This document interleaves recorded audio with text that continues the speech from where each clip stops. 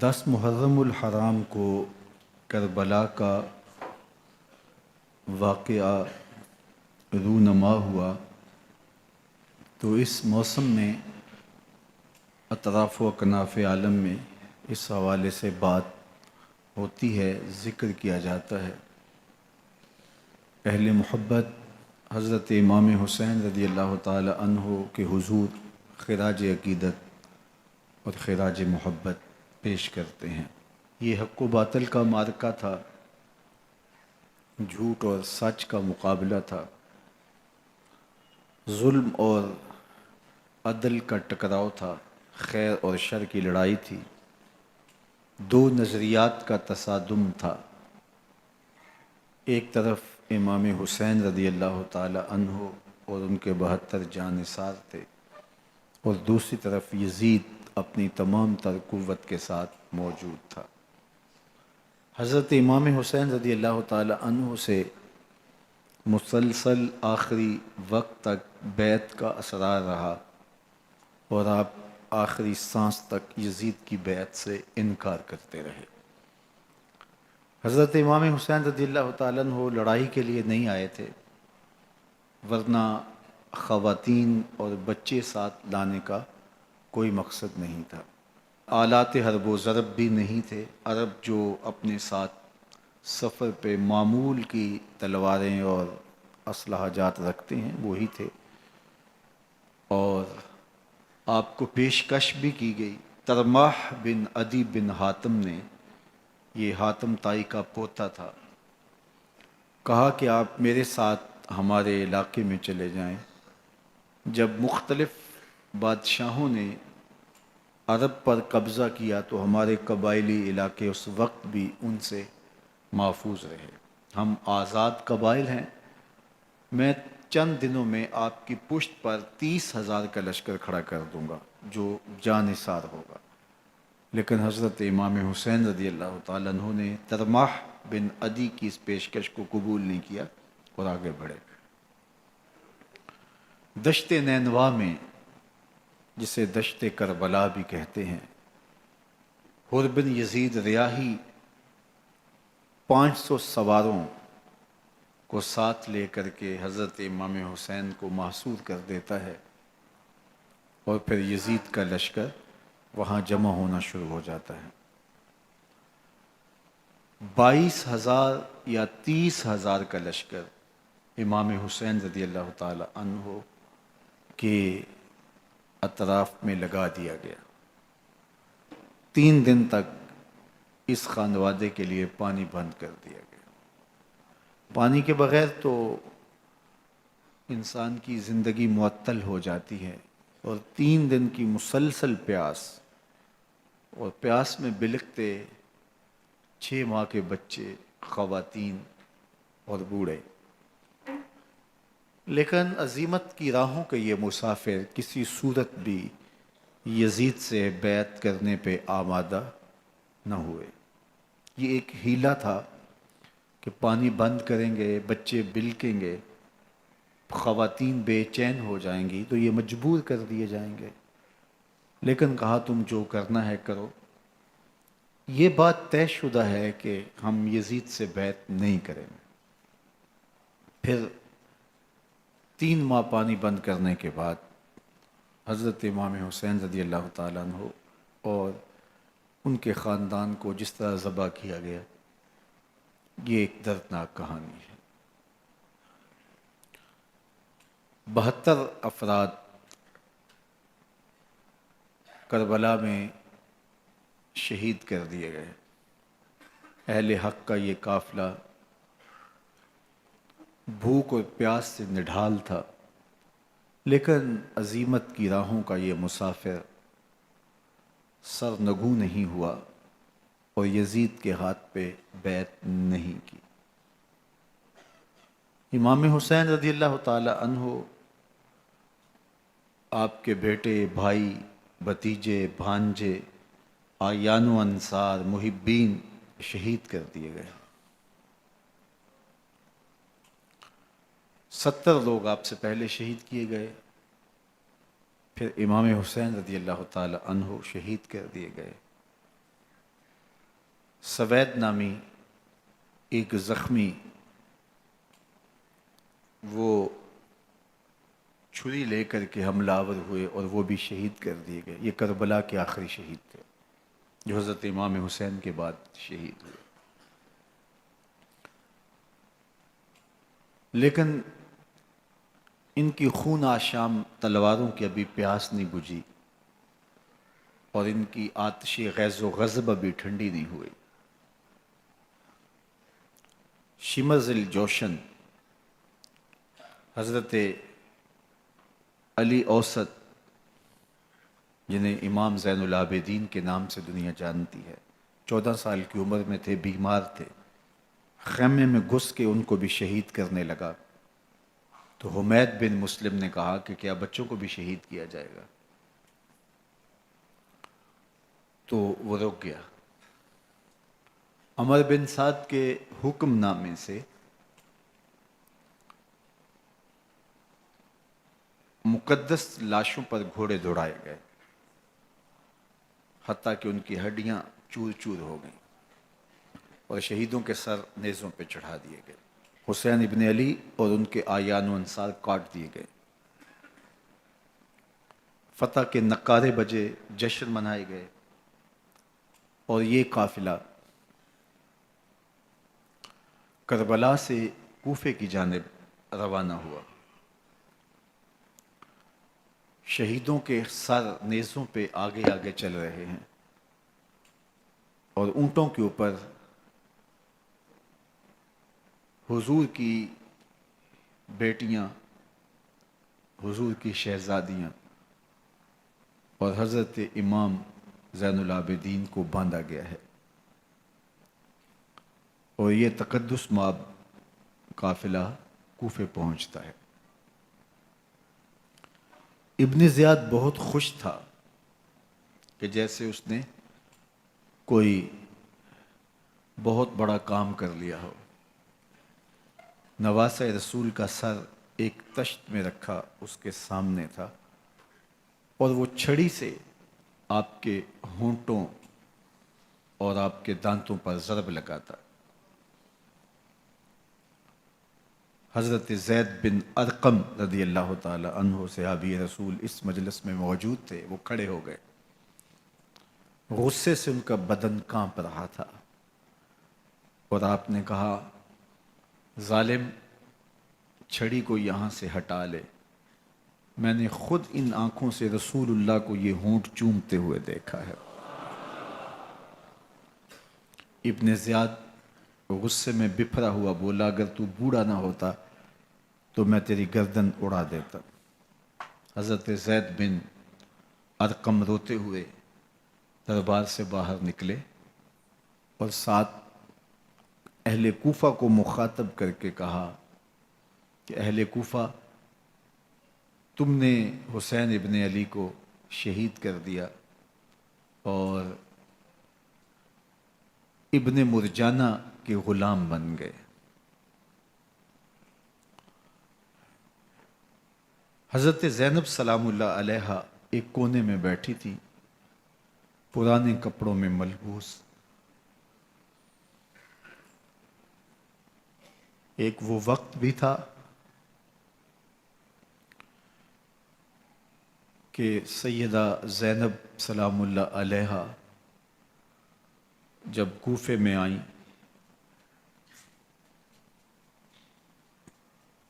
سیدنا علی المرتضیٰ کے زمانے میں، ان کے دور خلافت میں دارالخلافہ کوفہ متعین ہوا.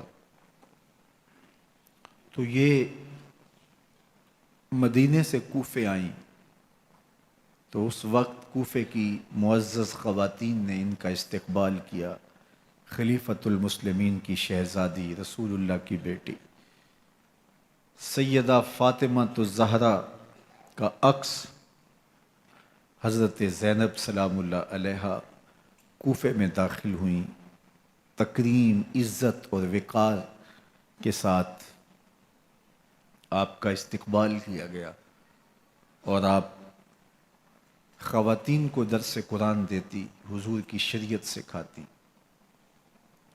اور آج وہی کوفہ ہے، وہی دیوار و در ہیں، اور وہی زینب ہے، اور آج زینب کے ساتھ حسین ابن علی کا کٹا ہوا سر ہے۔ پرانے کپڑوں میں ملبوس حضرت زینب سلام اللہ علیہ آج اسی کوفے میں داخل ہوئی ہیں۔ دارالامارت کے ایک کونے میں تشریف فرما ہے کہ ابن زیاد پوچھتا ہے یہ خاتون کون ہے؟ حضرت زینب خاموش رہیں۔ اس نے دوسری مرتبہ پوچھا، آپ پھر خاموش رہیں۔ تیسری مرتبہ پوچھا، آپ پھر خاموش رہیں۔ پھر ایک لونڈی نے بتایا یہ زینب بنت علی ہیں۔ تو اس کے سامنے حضرت امام حسین کا کٹا ہوا سر پڑا تھا، اور وہ حضرت زینب سے مخاطب ہو کے کہنے لگا کہ اللہ نے تمہیں شکست دی اور یزید بن معاویہ کو فتح عطا کی۔ تو حضرت زینب سلام اللہ علیہ پھر دربار ابن زیاد میں ایک خوبصورت خطبہ عطا کیا۔ زینب بول رہی تھی، لگ رہا تھا مولا کائنات بول رہے ہیں۔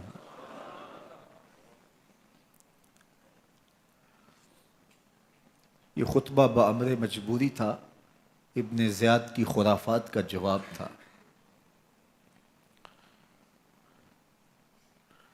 تو ابن زیاد سے اس کا جواب تو نہ بن پڑا، لیکن کہنے لگا کہ بڑی مکفہ اور مسجع گفتگو کی، تمہارا باپ علی بھی بہت اچھا شاعر تھا۔ تو سیدہ زینب سلام اللہ علیہ نے فرمایا ہمیں مکفہ گفتگو سے کیا غرض، یہ تو ایک حقیقت ہے جو ہم نے بیان کی۔ تو حضرت علی اوسط امام زین العابدین بھی پاس تھے، تو دیکھ کر کے کہنے لگا کہ یہ لڑکا کون ہے؟ تو فرمایا میں علی بن حسین ہوں۔ تو کہا کہ انہیں تو قتل کر دیا گیا۔ کہا وہ میرے بھائی تھے اور ان کا نام بھی علی تھا، میرا نام بھی علی ہے۔ تو اس نے کہا کہ اس لڑکے کو لے جاؤ اور قتل کر دو۔ حضرت زینب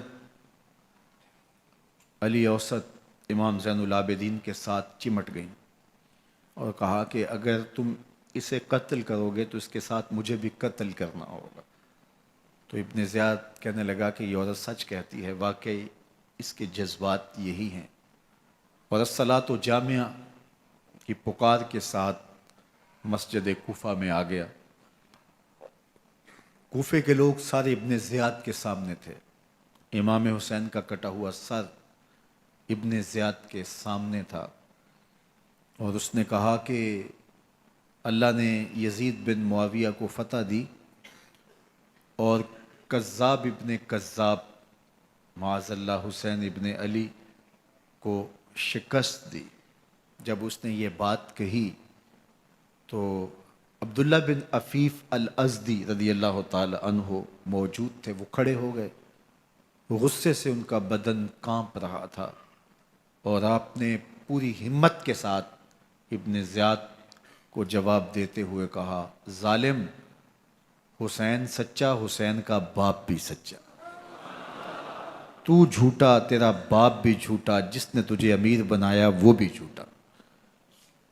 تو ابن زیاد نے جب اپنے بارے عبداللہ بن عفیف سے یہ بات سنی تو اس نے حکم دیا کہ ان کا سر کاٹ دیا جائے، اور پھر حضرت عبداللہ ابن عفیف رضی اللہ تعالی عنہ کو شہید کیا گیا اور ان کی لاش کو سولی چڑھا دیا گیا۔ حق کی راہ کے یہ مسافر اپنی جان کس طرح راہ خدا میں سپرد کر رہے تھے۔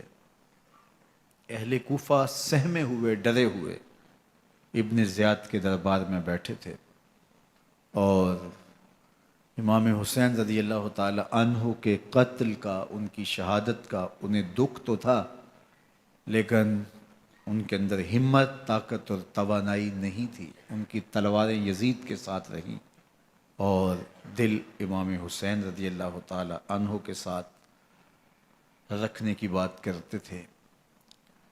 پھر یہ قافلہ کوفہ سے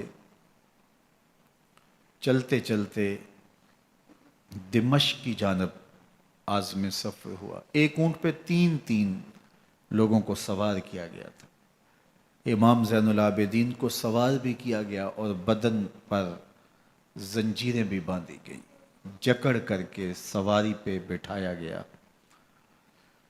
اللہ اکبر! جہاں جہاں سے یہ لوگ گزرتے لوگوں کو ان کی حالت پہ رحم آتا۔ بہت سارے لوگ نہیں جانتے تھے یہ کون ہیں۔ عمومی طور پہ راستوں میں یہی بتایا گیا کہ کچھ باغی لوگ ہیں جنہوں نے حکومت سے بغاوت کی، تو ان کے کیفر کردار تک پہنچا دیا گیا۔ راستے میں ایک گرجا گھر آیا اور وہاں یہ لوگ رات رکتے ہیں۔ گرجا گھر کی دیوار پہ لکھا ہوا تھا اترجو امت قتلت حسین شفاعت جدہ یوم الحساب، کیا وہ امت جنہوں نے حسین ابن علی کو شہید کیا قیامت کے دن انہی کے نانے سے شفاعت مانگیں گے؟ کس منہ سے شفاعت طلب کریں گے؟ اسی حسین ابن علی کے نانا سے، جن کے بیٹے کو، جن کے شہزادے کو، نواسے کو ان لوگوں نے شہید کیا۔ جب یہ تقدس مآب قافلہ دمشق پہنچا تو راستے میں ایک شخص قرآن مجید کی تلاوت کر رہا تھا،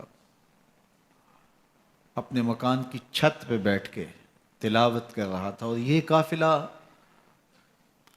اس طرح سے گزر رہا تھا کہ شہیدوں کے کٹے ہوئے سر نیزوں کی نوک پہ تھے، اور عصمت شیار خواتین اور امام زین العابدین اونٹوں پہ بندھے ہوئے تھے۔ تو پڑھنے والا تلاوت کر رہا تھا کہ کہف اور رقیم یہ ہماری نشانیوں میں سے بڑی عجیب نشانیاں ہیں۔ تو جب وہ پڑھ رہا تھا تو سر حسین سے آواز آئی یا تالی القرآن، اے قرآن پڑھنے والا، اصحاب کہف سے زیادہ عجیب قتلی و حملی، میرا قتل کرنا اور نیزے کی نوک پہ چڑھایا جانا ہے۔ یہ قافلہ یزید کے دربار میں پہنچتا ہے۔ یزید بہت خوش ہوا اور اس نے حضرت امام زین العابدین رضی اللہ تعالیٰ عنہ سے کہا کہ تمہارے باپ نے میری حکومت کے خلاف بغاوت کی اور وہ اپنے انجام کو پہنچے۔ تو آپ نے جواب میں قرآن مجید کی آیات کی تلاوت کی اور اہل بیت کے مناقب اور فضائل بیان کیے۔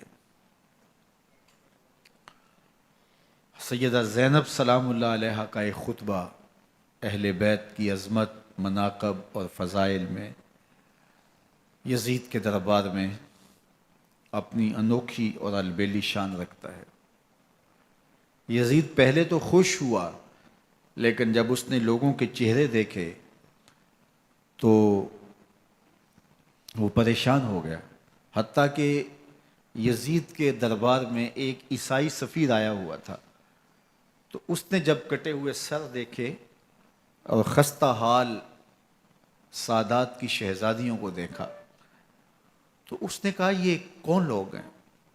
تو اسے بتایا گیا، تو اس نے بڑے تاسف کا اظہار کیا، کہا کتنے بد نصیب لوگ ہو، ہمارے پاس حضرت عیسیٰ علیہ السلام کے گدھے کا کھر موجود ہے اور ہم اسے بھی عزت کی جگہ پہ رکھے ہوئے ہیں، اور تم کتنے بدبخت ہو، اپنے رسول کے نواسے کو شہید کر دیا۔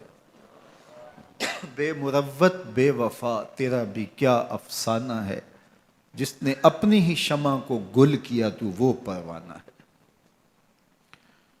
تو یزید نے جب لوگوں کے تیور دیکھے اور بدلتے ہوئے حالات دیکھے تو اس نے تاسف کا اظہار کیا اور کہا اللہ برا کرے ابن زیاد کا، وہ امام حسین کو میرے تک پہنچنے دیتا تو میں ان سے اچھا معاملہ کر لیتا۔ کچھ لوگ اس سے یزید کو بری الذمہ قرار دینے کی کوشش کرتے ہیں، لیکن یزید کے اپنے حکم سے سب کچھ ہوا۔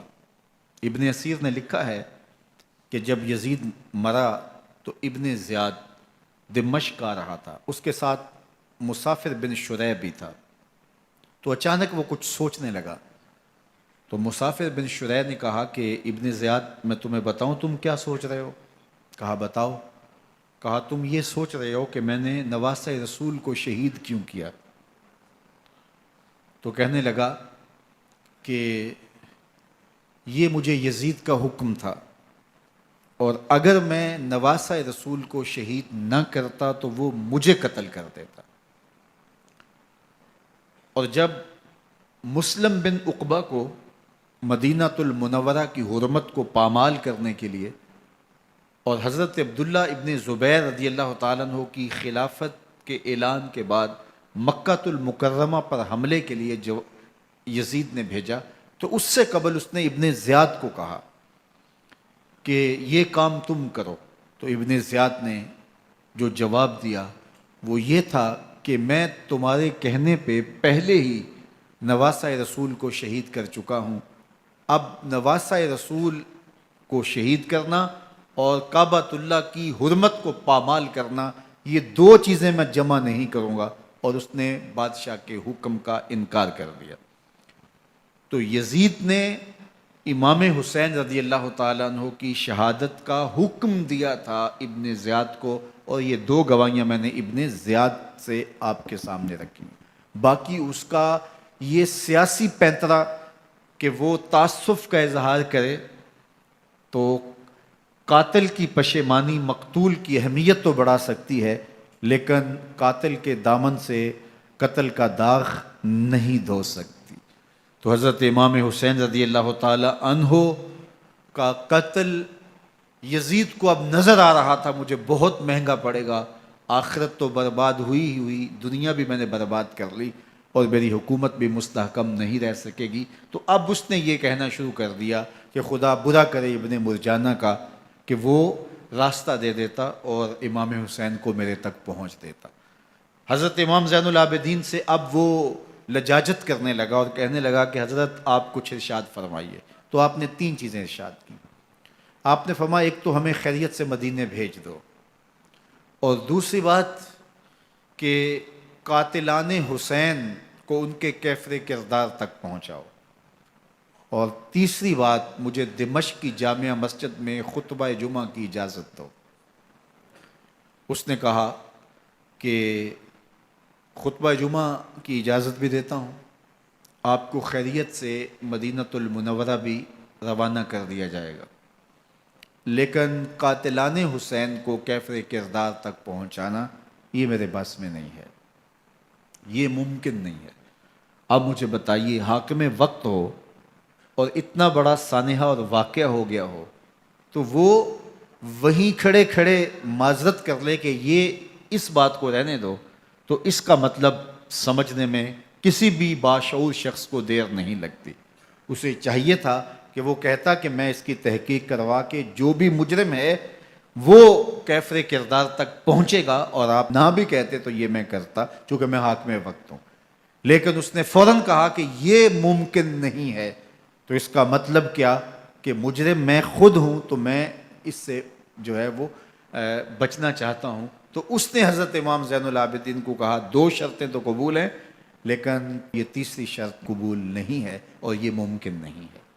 تو یہ واضح اس بات کا اشارہ ہے کہ یزید کے حکم سے، اس کی منشا سے اور اس کے کہنے سے حضرت امام کو شہید کیا گیا، اور اس نے حضرت امام حسین رضی اللہ تعالی عنہ کے مبارک لبوں پر چھڑیاں بھی ماری اور آپ کے دانتوں پر ضربیں لگائیں چھڑیوں کی۔ وہ تو ایک صحابی وہاں موجود تھے جو کھڑے ہو گئے، انہوں نے کہا ارفع ھذا القدیب عن ھاتین الشفتین، ان ہونٹوں سے چھڑی ہٹا لے، میں نے ان آنکھوں سے رسول اللہ کو یہ ہونٹ چومتے ہوئے دیکھا ہے۔ جس طرح ابن زیاد کے دربار میں ہوا تو یہاں بھی ہوا۔ اللہ اکبر۔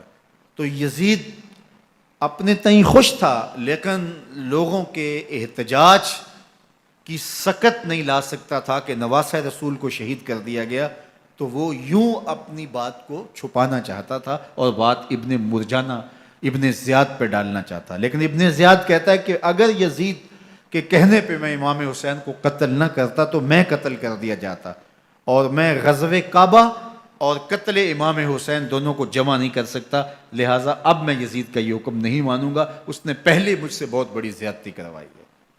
یہ تاریخ کی معتبر کتابوں کے اندر موجود ہے۔ اب یزید نے کہا دو باتیں مان لیتا ہوں، آپ کو مدینہ المنورہ بھی رخصت کر دیتے ہیں، اور دوسرا آپ کو مسجد دمشق میں خطبہ کی اجازت بھی دیتے ہیں۔ اللہ اکبر، یہ وقتی تصرف تھا اس کا، ورنہ یہ کون ہے اجازت دینے والا؟ ممبر تو حسین ابن علی کے نانے کا ہے۔ خیر، مسجد دمشق میں گئے، لوگوں کا ہجوم تھا، حضرت امام زین العابدین ممبر پہ جلوہ فراز ہوئے، خطابت تو ان کے گھر کی لونڈی ہے، تو جب آپ نے کھڑے ہو کر کے خطبہ دیا اور فضائل و مناقب اہل بیت بیان کیے، لوگوں کے سینوں کے اندر آتش محبت اہل بیت کی جوش مارنے لگی۔ یزید ڈر گیا کہ اگر کچھ دیر خطبہ جاری رہا تو کہیں ایسا نہ ہو کہ لوگ میرے خلاف اٹھ کھڑے ہوں، تو اس نے مؤذن کو اشارہ کیا اور وہ اذان دینے لگا، تو اس نے کہا اللہ اکبر اللہ اکبر، تو حضرت امام زین العابدین نے کہا اس میں کوئی شک نہیں کہ اللہ سب سے بڑا ہے۔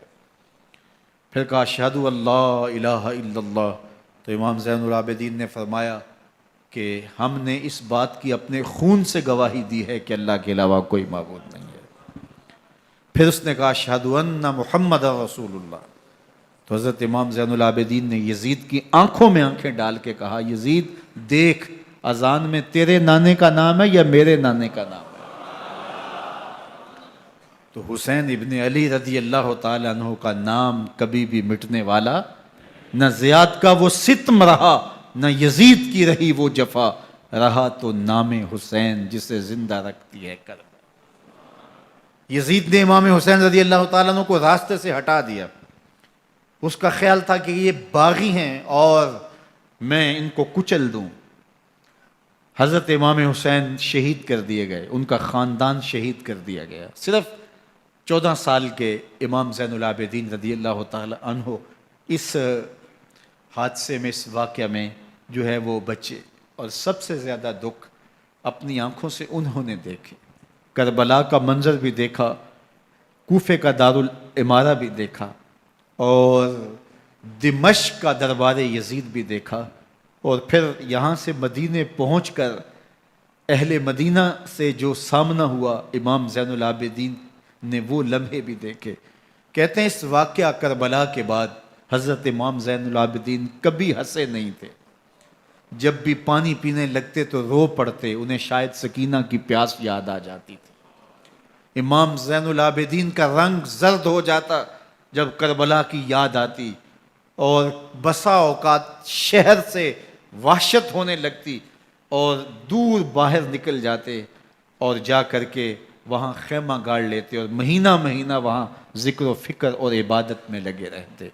امام زین العابدین کے ہاتھوں میں ہتھ کڑیاں، پاؤں میں زنجیریں، اور اونٹ پہ باندھ کر کے جب حضرت امام زین العابدین کو شہیدوں کی لاشوں کے قریب سے گزارا گیا تو غشی پہ غشی طاری ہو رہی تھی امام زین العابدین پہ، اور وہ گھڑیاں بھی امام زین العابدین پر کتنی دردناک تھیں کہ جب شہزادیاں اونٹوں کے ساتھ باندھی گئی تھی اور امام زین العابدین اپنے بابا کا سر اپنے سامنے چلتا ہوا دیکھتے تھے، اور یہ دردناک لمحے کہ جب رات کی گھڑی آئی تو زینب سلام اللہ علیہ نے دیکھا کہ زین العابدین کے آنسو نہیں تھمتے اور ان کو غشی پہ غشی آتی ہے، تو وہ آگے بڑھ کے ان کو اپنی آغوش میں سمیٹتی ہیں اور کہا زین العابدین کیا ہوا؟ کہا کہ پھپھو جان اگر ہو سکے تو بابا کا سر کچھ دیر کے لیے میری گود میں نہیں آ سکتا ہے۔ وہ وقت بھی امام زین العابدین پہ آتا ہے جب زخم اور درد اور دکھ حد سے تجاوز کرتے ہیں تو زین العابدین مدینہ کی طرف منہ کر لیتے ہیں اور حضور کی بارگاہ میں ہوا کے ہاتھوں پیغام بھیجتے ہیں، ان نلتا یا ریح الصبا یومن الی ارض الحرمی بلغ سلامی روزتن فیہا النبی المحترم یا رحمتا للعالمین ادرک لزین العابدی محبوس عید الظالمی فی الموکب والمزدحم۔ امام زین العابدین نے یہ سارا دردناک منظر اپنی آنکھوں سے دیکھا اور یہ سارے دکھ سہے۔ امام زہری کہتے ہیں کہ ولید کے زمانے میں دوبارہ امام زین العابدین کو پکڑ لیا گیا اور ان کے ہاتھوں میں دوبارہ ہتھ کڑیاں اور پاؤں میں بیڑیاں ڈال دی گئیں۔ میں ملنے گیا تو جو ہی امام کے ہاتھوں میں ہتھ کڑیاں دیکھی تو میرا دل ڈولنے لگا اور میری آواز گلے میں دب گئی اور آنسو تھے کہ تھمتے نہیں تھے۔ تو امام زین العابدین نے مجھے دیکھا تو مجھے تسلی دیتے ہوئے کہا زہری کیا ہوا تمہیں؟ تو میں نے کہا حضرت کربلا میں تھوڑے دکھ دیکھے تھے اور اب یہ حالت مجھ سے دیکھی نہیں جا رہی۔ تو امام زین العابدین نے ان زنجیروں کو اور ان ہتھ کڑیوں کو جن سے آپ جکڑے گئے تھے جھٹکا دیا، لوہے کی زنجیریں ٹوٹ گئیں۔ کہا زہری ہم اللہ کی تقدیر پہ راضی ہیں ورنہ یہ زنجیریں کیا ہوتی ہیں۔ امام زین العابدین کو اللہ نے عزتوں سے نوازا تھا، ہر دور کے حاکم وقت ڈرتے تھے اور ان کی عزت سے حسد کرتے تھے۔ ولید بن عبد الملک بنو امیہ کا بڑا تگڑا حکمران گزرا ہے۔ ایک دن طواف کرتے کرتے حجر اسود کے سامنے آیا اور اس کے دل میں آیا کہ میں حجر اسود کو بوسہ کروں، لیکن رش اتنا تھا کہ آگے بڑھنے کی ہمت نہ ہوئی اور پیچھے ہٹ کے کھڑا ہو گیا کہ رش کم ہوتا ہے تو میں حجر اسود کو چومتا ہوں۔ اتنے میں امام زین العابدین رضی اللہ تعالی عنہ وہ بھی طواف کرتے کرتے حجر اسود کے قریب آئے، ایک لمحے کے لیے توقف کیا، لوگوں نے راستہ چھوڑ دیا۔ امام زین العابدین آگے بڑھے، حجر اسود کو چوما، پھر آگے بڑھ گئے۔ ولید بن عبد الملک کو بڑا غصہ آیا کہ لوگوں نے میرے لیے تو راہیں نہیں چھوڑی اور زین العابدین کے لیے راہیں چھوڑ دی ہیں۔ تو وہ اپنے درباری شاعر کو، فرزدق کو جو اس کے ساتھ کھڑا تھا، اس کو پوچھتا ہے من ھذا، یہ کون ہے؟ حالانکہ اسے پتا تھا یہ امام زین العابدین ہے۔ بعض اوقات سوال تفہیم کے لیے کیا جاتا ہے، سمجھنے کے لیے کیا جاتا ہے، اور بعض اوقات سوال تحقیر کے لیے کیا جاتا ہے۔ جس طرح کسی شخص کو آپ پسند نہ کرتے ہو اور وہ کوئی کام کرے تو آپ کہتے ہیں یہ کون ہے، یہ کون ہے؟ تو اس نے کہا من ھذا، یہ کون ہے؟ اب فرزدق شاعر تھا اور درباری شاعر تھا، اسے اچھی طرح پتا تھا کہ من ھذا سے بادشاہ کیا سننا چاہتا ہے، لیکن آج اس کی غیرت ایمانی جاگی۔ بادشاہ نے کہا من ھذا، یہ کون ہے؟ تو فرزدق نے بادشاہ کی آنکھوں میں آنکھیں ڈال کے کہا بادشاہ تو نہیں جانتا یہ کون ہے؟ اس کو تو بطحا کے سنگ ریزے بھی جانتے ہیں، اس کو تو زمین والے بھی جانتے ہیں، آسمان کے فرشتے بھی جانتے ہیں۔ یہ فاطمہ کا بیٹا ہے، یہ علی کا شہزادہ ہے، یہ رسول اللہ کا نواسہ ہے۔ تیرا من ھذا کہنا اس معرفہ کو نکرا نہیں کرے گا، یہ کل بھی معرفہ تھا، یہ آج بھی معرفہ ہے۔ کھڑے کھڑے امام زین العابدین کی شان میں ایک طویل قصیدہ لکھ دیا۔ بادشاہ تو اس سے کچھ اور سوچ رہا تھا، الٹ ہو گیا، اس نے فرزدق کو جیل میں ڈال دیا۔ امام زین العابدین کو پتا چلا، آپ نے اشرفیوں کی 2 تھیلیاں خادم کے ہاتھ بیچی کہ ہماری وجہ سے تمہارے اوپر یہ افتاد پڑی ہے۔ تو اس نے تھیلیاں قبول کی، چوما آنکھوں سے لگائیں اور پھر خادم کے ہاتھ میں دیتے ہوئے کہا امام کو میرا سلام دے دینا اور کہنا حضرت ساری زندگی نے ٹگوں کے لیے، ان پیسوں کے لیے، اشرفیوں کے لیے شاعریاں کی ہیں، یہ جو میں نے قصیدہ لکھا ہے آپ کے نانا کی شفاعت کے لیے لکھا ہے۔ جو دلوں کو فتح کر لے وہی فاتح زمانہ۔ امام حسین کو تو کاٹ دیا گیا نا، اس لیے کاٹ دیا گیا کہ یہ ہماری حکومت سے بغاوت کر رہے ہیں، انہوں نے یہ کہا، بہانہ یہ بنایا، نظم حکومت میں یہ مخل ہو رہے ہیں، لہٰذا انہیں شہید کر دیا گیا۔ نہ صرف انہیں شہید کیا گیا، سر کاٹے گئے، نیزوں کی نوک پہ چڑھائے گئے، لاشوں پہ گھوڑے دوڑائے گئے۔ کیا کیا ظلم تھا، کیا کیا جبر تھا جو روا نہیں رکھا گیا۔ پیاسا رکھا گیا، بھوکا رکھا گیا، 6 ماہ کے بچے بھی نہیں چھوڑے گئے۔ امام حسین جب حضرت علی اصغر کو اپنے ہاتھوں پہ اٹھا کے فرات کے کنارے جا کھڑے ہوئے تو آپ نے اشقیاء سے مخاطب ہو کے کہا کہ تمہاری لڑائی تو مجھ سے ہے، اس 6 ماہ کے بچے نے تمہارا کچھ نہیں بگاڑا۔ چلو سے پانی بھرا تاکہ اصغر کا حلق تر ہو جائے، تو پانی ابھی حلق تک نہیں پہنچا، 2 شاخہ سن سناتا ہوا تیر آیا اور علی اصغر کا گلا چیر گیا۔ اور کہتے ہیں وہ جو تیر تھا جو حضرت علی اصغر کا گلا چیر کے آگے گزرتا ہے، وہ تیر تھا جو جانوروں کو مارنے کے لیے استعمال کیا جاتا ہے۔ گردن لٹک جاتی ہے، خون بہنے لگتا ہے، امام حسین اس خون کو آسمان کی طرف اچھال کے کہتے ہیں مالک حسین کی یہ قربانی بھی قبول فرما لے۔ نسل مٹا دی گئی، شہید کر دیے گئے، گھوڑے دوڑائے گئے، سادات کرام عصمت شعار پیغمبر زادیوں کو اونٹوں پہ بٹھایا گیا، رسیوں سے جکڑا گیا، چادریں چھیننے کی کوشش کی گئی، کیا کچھ نہیں ہوا۔ تاریخ دردناک ہے، اور یہ پیغمبر کے ماننے والوں نے، کلمہ پڑھنے والوں نے یہ سب کچھ کیا۔ بے مروت، بے وفا، تیرا بھی کیا افسانہ ہے، جس نے اپنی ہی شمع کو گل کیا تو وہ پروانہ ہے۔ لیکن یزید کی دلیل یہ تھی کہ یہ حکومت کا نظم چلتا ہے، اسے چلنے دیا جانا چاہیے، انہوں نے کیوں رکاوٹ ڈالی ہے، لہٰذا یہ باغی ہیں، ان کو کاٹ دیا جائے۔ میں کہتا ہوں امام حسین کو شہید کر دیا گیا، ان کے اعیان و انصار کو شہید کر دیا گیا، پورے خاندان کو پیاسا رکھ کے ذبح کر دیا گیا، 6 ماہ کے بچے بھی نہیں چھوڑے گئے، 80 سال کے بوڑھوں کو بھی شہید کیا گیا، خواتین کو اونٹوں پہ بٹھایا گیا، اور گلی گلی عصمت معاب پیغمبر رحمت کی شہزادیوں کو کوفے اور دمشق کے بازاروں کے اندر بھرایا گیا۔ تو مجھے بتائیں اس کے بعد یزید کی حکومت نے کیا کیا، ان کا کیا کارنامہ تھا؟ کتنے محدث پیدا ہوئے، کتنے مفکر پیدا ہوئے، کتنے جرنیل پیدا ہوئے، کتنے صوفی پیدا ہوئے؟ کون تھا جو ان کے تخت و تاج اور ان کی حکومت جس کو بچانے کے لیے اتنا بڑا حادثہ کر دیا اور پیغمبر کے بیٹوں کو شہید کر دیا؟ تو کیا پھر اس حکومت نے کیا یزید نے؟ یزید کا اپنا بیٹا تخت پہ بیٹھنے کے لیے تیار نہیں تھا۔ 6 ماہ کے بعد اس کی لاش گھر سے نکلی، اس نے کہا کہ یہ تخت جو ہے وہ آل رسول کے خون پہ بنا ہے، میں اس پہ نہیں بیٹھوں گا، اور رسوا ہو گئے۔